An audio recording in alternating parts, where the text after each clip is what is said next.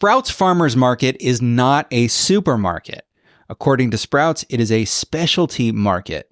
Its stores are smaller than most supermarkets, and what they sell is unique, more organic, more healthy, more distinct items that you're not going to find in other places. And that merchandise mix is popular, and Sprouts is expanding. So this week, we're going to talk with David McGlinchey. He is Chief Strategy Officer at Sprouts. We're going to find out how they're growing, where they're opening new stores, the demographics of their core customers, and a whole lot more. So let's go.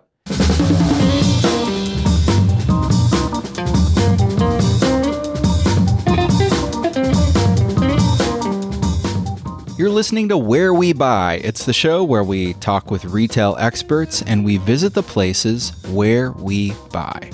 My name is James Cook. I research retail and real estate for JLL. Here in the JLL research department, our next big retail piece is going to be the grocery report, which is dropping February 27th. We're looking at the top growing supermarket chains in terms of new store growth, what their real estate strategies look like, what investors are doing in the grocery anchored shopping center space.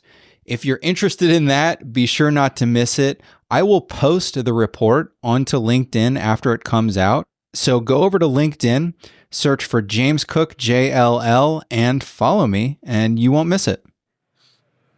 Live from New York, it's Where We Buy. That's right, we're recording live from the JLL booth at ICSC New York. And my co-host today is Geno Coradini. Welcome, Geno. Hey, James. Glad to be here. So Geno is a managing director with JLL Retail in the Americas. And you're here to help me interview our guest, David McGlinchey, and he is Chief Strategy Officer with Sprouts Farmers Market. Welcome, Dave. Thanks so much. I always wanted to be on a show that started with Live from New York. This is probably the second favorite of that. Oh, somebody else does that? Yeah. Oh, I had no idea. Dave, maybe you can share a little bit about how Sprouts differentiates itself in today's grocery market. Yeah, I think specifically. So my boss, Jack Sinclair, our CEO, he would say we're not a grocer, right? We're a specialty market. He doesn't like to be compared to grocers. Any of the analyst calls, if they try and compare it to Kroger or Albertsons or anybody else, is, we do something completely different than they do. We kind of specialize in a health group called the Health Enthusiast. So that's kind of our target customer. And it's just what you think it is. They live a healthy lifestyle. They eat healthy. We do very specific things with organic products, vegan products, gluten-free, et cetera, and try and do that better than anyone else. So we have a really long tail of assortment. So we'll be really deep in gluten-free. So people who are celiac disease, they want to come to us first. If we see things at other supermarkets that we start carrying, our plan is how do we eventually discontinue that, because we don't want to carry what other folks carry, which I think makes us pretty unique as a tenant, because we're very different than anything else that's out there. For somebody who hasn't been, how would you kind of describe the Sprouts experience when you walk in? What's it like? Yeah, so I started about 7.5 years ago, and I had never been in a Sprouts before. I've been in the grocery business most of my life. And it's a cool experience because we're very unique and we have very low profile fixtures. So when you first come in the door, you can see all the way across the store. You can see all the way back to produce and see all around. Great team members in the store. I think we have our friendliest people who work in the store, very experts in what they do, particularly vitamins. If you go in the vitamin department and you have some kind of ailment or want to be proactive with health, they'll give you some great advice. Yeah, I think we do produce better than anyone else. Fresher and really great priced in every market that we're in. Dave, when you think about produce, and obviously that's a big focus area, fresh produce day in and day out, you walk in, like you said, you can see clearly across the store, produce is right in front of you.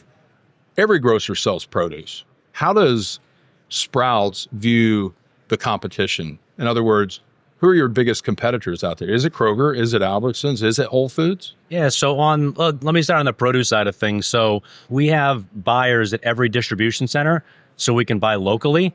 So local's really important to what we do.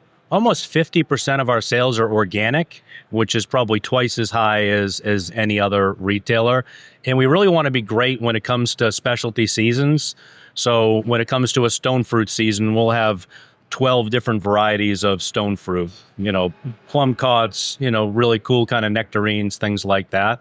So even in produce where other folks will carry the same thing, we carry a banana. They're going to carry banana, right. But we want to do things better than they do. And then as far as competition, my boss would tell you we don't have competition, but I'd say the closest thing we have to competition is Whole Foods. But we're pretty different than them. We're less expensive. We're not into a lot of prepared foods that they do, a lot of the hot foods. We just don't do that. We're really specializing in grab and go. We have an in-house chef that creates all the recipes for all our grab and go meals and things like that.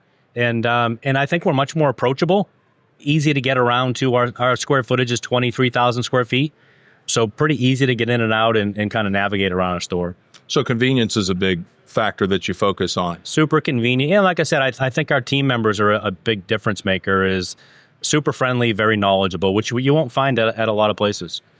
Who would be your biggest competition as you're out there looking to open a new location? The size of the box. Who do you find yourself competing against? It's probably not necessarily other grocers, right? Yeah, not really. I think the only, Aldi is in our size range now as far as supermarkets. But for the most part, it's Burlington, Nordstrom Rack, everybody kind of in that box size. But quite frankly, we have really good relationships with all those retailers, and we do well in the same centers. So typically, if a landlord wants to upgrade their center and really think kind of big vision, I think we're a first call. If folks want to fill in existing boxes and don't want to spend a lot of money, we might be the second call. Dave, obviously growing and helping retailers grow, whether it's site selection or construction, is near and dear to me. And you've got a heck of a growth story to share about Sprouts. Tell us a little bit about that. It's pretty great. I can't think of what the store count was when I started, but it was in the 200s. And we opened 5 stores on the same day last Friday. Wow. Which we've never done before, which terrific job by operations, HR, marketing, et cetera, to try and get that thing done. But it brought it up to 440. We've been growing at high single digits as far as percent growth. I got to get it up to double digits is my plan and beyond. So a lot of that means is having great partners. Other piece is more territory. So we're starting to look in New York, New England, or we're just kicking off the Midwest. Then it's white space for us because we have no stores there. So you started in Phoenix? Yeah, it's an interesting story. Yeah. So it started in the 50s as a farm stand. The Boney family went up to the LA market, got a truck full of peaches. Sold the truck full of peaches. Our CEO just had a sit down with the grandson, and he had the first dollar still, which was pretty slick. And then he made a bigger market, and he eventually actually sold that. And then his son started the first Sprouts in Phoenix, and then it grew in Phoenix, and then actually a couple of acquisitions in Texas and Vegas, et cetera, made it a little bit bigger. And then the rest of it's really just been organic growth. Dave, there's so many exciting things going on with Sprouts today, growth being one of them, but your stock price, you can't ignore that. You're a publicly held company. Your stock's up over $100 a share, trading at around $150 a share today. There's got to be some great camaraderie and happiness and just all good things at the corporate office. Tell us a little bit about your culture. Yeah, we don't even care about the stock price. Since we're on a podcast, I am smiling. No, it's been a terrific ride. And to your point on culture is, Jack, our CEO, has done a really nice job with Timmy Zalatoris, our head of HR, on spending a lot of money on culture. So the past 4 years, we've spent a lot of money to try and get people rallied around, what our values are. So our values are care. We care about our people. We care about our partners. We care about the planet. Own it. At the end of the day, someone actually has to own results, but celebrate them when you do really well. And the last one is love being different, which is very unique to someone else. And I think that's what makes us so special, is having that. And I think that drives a lot of our team member behavior. Is people are a little bit happier, people are a little bit more focused, kind of thing. And 5 years ago when Jack came into the job, we were at about a $17 stock price, and now we're about $150. you don't see too many of those rides. So we're pretty blessed to be part of this. So we talked a little bit about expansion plans. Like, I want to get a little more detail on that. When you're thinking about site selection, what's the perfect site look for you for Sprouts? Yeah, first it has to have our target customers. So basically, where our target customers light up in an area, we're like, okay, that's where we want to build a store. And then for us, sometimes we do well just as our own on a pad, and sometimes we do well in a center. We typically don't do well in really big centers we're in the middle of because we're a daily shop, right? We have to be convenient to get in and out. But high density, the cool thing about our brand is where we will go where other high-end retailers won't go. We do really, really well with Hispanic areas. We do well in Asian areas. We do well in middle-income areas. So I think we're much more approachable as a brand, which we opened a store in Cudahy, California, heavy Hispanic market, kind of a middle-income, but an aspirational market. Opened up well beyond our expectations because there's just this demand for what we do. We're a 23,000 square foot box. So, and we can flex a little bit, 21 to 26 kind of thing. Co-tenancy, we do pretty well with gyms and apparel, soft goods. Those kind of co-tenants we do pretty well with. Dave, with some grocers out there, some of the bigger ones, you'll see in the front of their stores, they'll have what we refer to in the industry, store in a store. It could be a barber shop, it could be a bank, it could be a coffee shop. And Sprouts has piloted, if you will, a few store in a store type concepts. What's the position of Sprouts when it comes to coffee shops? You're obviously limited on space to a certain degree, but do you all interact with other users and brands to bring into the store? Yeah, so that's part of my role too, is just trying to find, how do we kind of optimize our space in our existing stores was the start of this. And our old format was about 30,000 square feet. We had seating areas and a bunch of areas. So we said, no one's sitting here. We have a perfect opportunity to kind of bring something that we don't do today. And how do we do it like Sprouts? So we have tests going on in Arizona and in California with two different partners. One's called Press Coffee, sustainable, premium, great team that runs that brand. So we have that in 7 stores right now in the Phoenix area, doing really well. And the whole point for us is add a little bit more value to the customer, because we don't sell coffee today, and it's a good value add.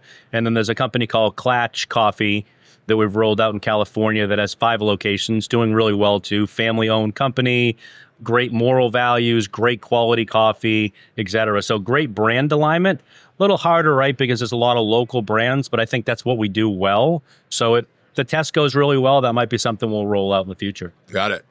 If there was any one item in a Sprouts grocery store that a customer would go in to buy, they get one pick. What is it? It's going to be different for every customer. I tell you, there's a big trend on raw milk right now, and people hoard it. So when it comes into the store, they'll buy up everything they can for raw milk. So there's always very specific things. We have this cool area in the store called an innovation center. We've structured all around this. So we have a chief foraging officer, and her team goes out tries to find really small up and coming brands, puts them on there for a few months to give them a shot to see if things are going to work. And it's been amazingly successful at getting new brands to life and trying to create some differentiated product for us. When I think about Sprouts, the thing I think about is organic. And you said 50% organic. And the other thing I think about is more affordable. So how do you pull that off? How do you stay affordable while still selling all this good, healthy, organic stuff? Yeah, I think great partnerships and, affordability. You can't compare the items we have to someone else. We're not selling Coca-Cola, right? We're not selling Frito-Lay chips. So affordability, if you're going to buy gluten-free bread, it's going to be more expensive than regular bread. But with our partnerships, we say, all right, how do we get the best cost so we can deliver the best price to our customers? And on produce, again, great partnerships, buy in bulk. A little bit more than 20% of our total sales is produce. So we sell a lot of, like, if you compare that to a conventional grocery store, it's like 8 to 10%. So we sell more than double of what a conventional grocery store sells in produce, which gives us a lot of buying power. And if you're buying locally, you're saving miles off the road, you're saving freight costs, et cetera, and we pass that on to customers. Dave, you've got a lot of things that maybe keep you passionate about what you do day in and day out. And it's a pretty lofty goal, opening 10% year over year growth. What does Dave think about each day as you arrive at the office? Like, what keeps you up at night? What do I got to do today? You've got a big team and a big goal ahead of you. What we do is we help people live and eat better. And the more places we can put Sprouts, the more we're trying to fulfill that mission. And that's one of the main reasons why I joined the company, is I think we're doing something better. And just a little bit, if we can help people just a tiny bit, I think that means a lot. And for most of my career, I wasn't doing that, right? I was selling Oreos and Diet Coke for as cheap as we possibly could. And now we're trying to get people different experiences and trying to push people more towards food as medicine versus having to go to the drugstore. Yeah. It's so funny. I feel guilty because I love Oreos and Diet Coke, and I like them together. Okay, in moderation. Right, but it's right. That's it. It's all in moderation. Something we haven't talked about, I wanted to ask you about, was the grocery sector in general has been really impacted by online shopping, and different chains are handling it differently. Do you at Sprouts have an approach or a strategy around online shopping around grocery? Yeah, it's funny. So pre-COVID, we were less than 2% of our sales was online, right? So, and we said, hey, we're an experiential store. You want to come in there? We're pretty convenient, right? Because it's kind of a small shop. And then we're up to about 14% of total sales. So I believe if we're not the fastest, we are one of the fastest growing, retailers for online sales. Part of it's just been partnership. The team has done a really nice job with the right partners, Instacart, DoorDash, Uber Eats, adding partners on very deliberately and doing a really nice job on our app, making it pretty simple to shop and just making people understand that we can give them something someone else can't. So when you type in gluten-free, we might be the first thing that comes up because we have more than anyone else. So just those types of things, I think, it's really helped our business. Gotcha. And it's all partners, right? So you don't have like an in-house online team. Okay, makes sense. Well, we have an in-house online team, but they work with the partner. So the delivery is all partner-based. Right, right. Okay, very cool. Dave, I find myself when I go into Sprouts, I like to check out the bins, the nuts, the oats, and then I get the big bag of granola because I like to mix that with yogurt.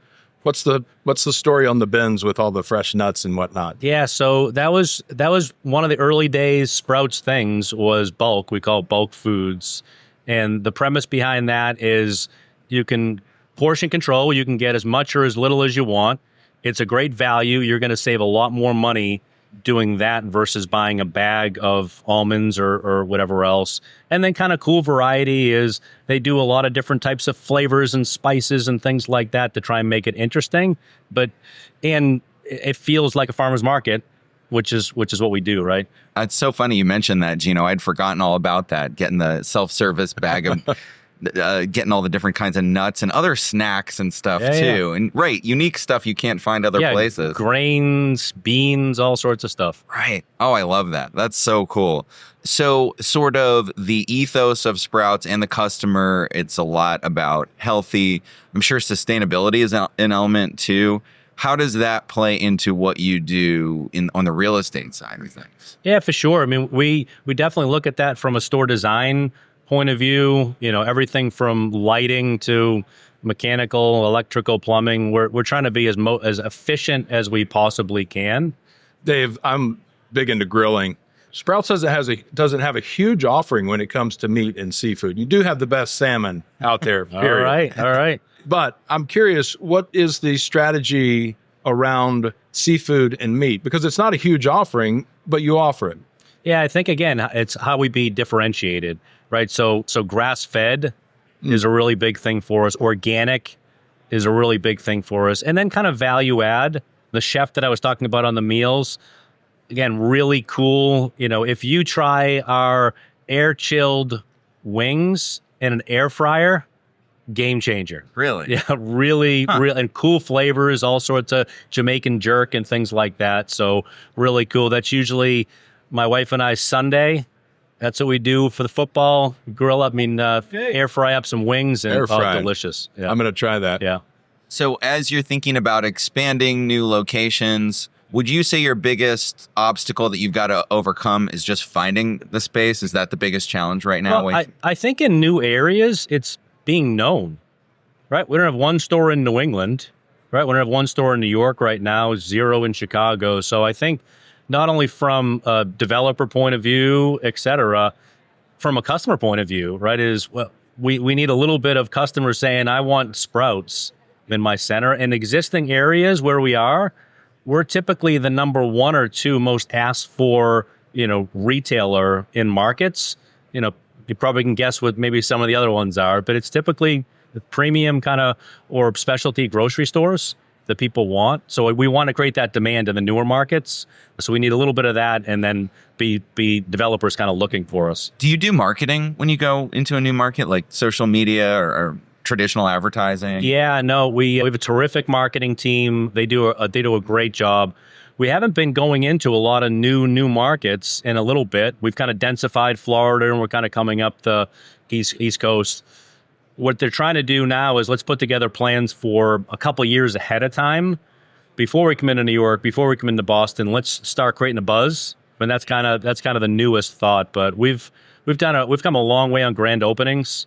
We're very specific, community oriented now. Get well ahead of time. Spend the time to do it right in each market, and it's paid off really well. This has been our best year of store openings in quite a while, and I think the marketing team has a lot to do with that. All right, I want to follow up on that. What makes it for a great grand opening? What do you got to do right? Yeah, I think get the word out. Yeah. Right. So a lot of social media. We have influencers that actually come to the store ahead of time, kind of shop. Give the influencer a preview. Yeah. Make them feel special before you open. Yeah, exactly. Try and get in with the cities and towns. Try and meet with mayors, county officials, et cetera, to try and find out where we should go. Where are the right places in the community? And then just have a good plan where it's, not only just social, but we do mailers and traditional type of things as well. Billboards have been a bigger thing lately. They're just trying to get the word out. And we typically, it's really fun going to a Sprouts opening. I mean, we typically have 300-400 people in line at 6:30 in the morning to come shop at our store. So It's really cool that we put a line up and everyone claps and cheers and high fives the customers coming in. So it's a lot of fun. I love going to grand openings. That's awesome. Yeah. So Dave, I'm going to ask you just a fun question just to wrap it up. In your free time, when you're not propelling the growth of Sprouts, what do you do for fun?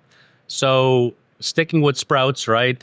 Pretty health oriented. So like to work out every morning and get that in. And I think that starts the day off right kind of thing. But over the last 20 years, I've done some self-taught type of things. So I taught myself how to play guitar. Wow. And I try and do it for as few audience members as possible, that and sing.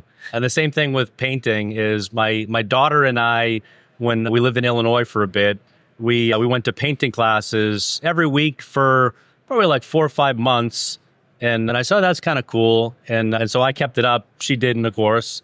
And now I've recently trying to teach myself how to oil paint, which I think I'm a solid C- right now, but I'll get there.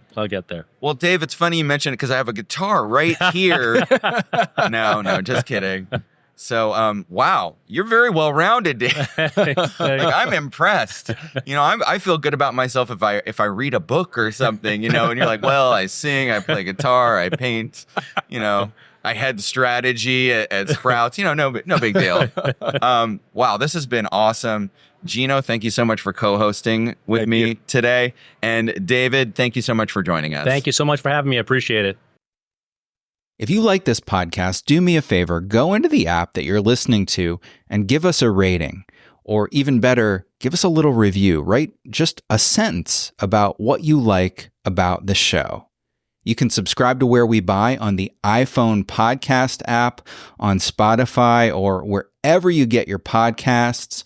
Or you can always find us on the web at wherewebuy.show.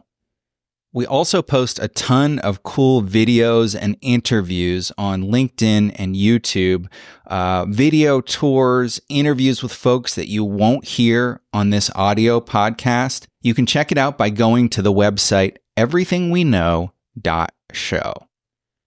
If you have a specific question about retail, shopping centers, or retail real estate, you can feel free to connect with me and send me a message on LinkedIn. You can find me by searching for James Cook, JLL. Our theme music is Run in the Night by the Good Lords under Creative Commons license.